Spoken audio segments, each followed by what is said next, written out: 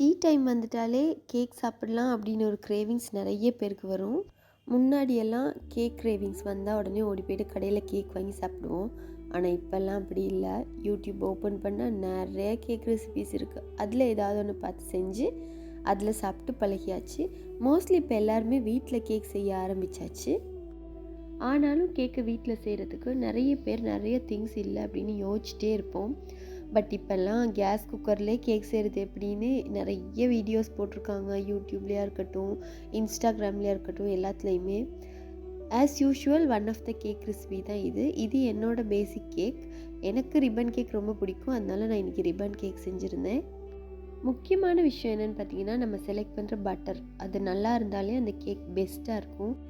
இது என்னோடய சிக்னேச்சர் ரெசிபின்னு கூட சொல்லலாம்.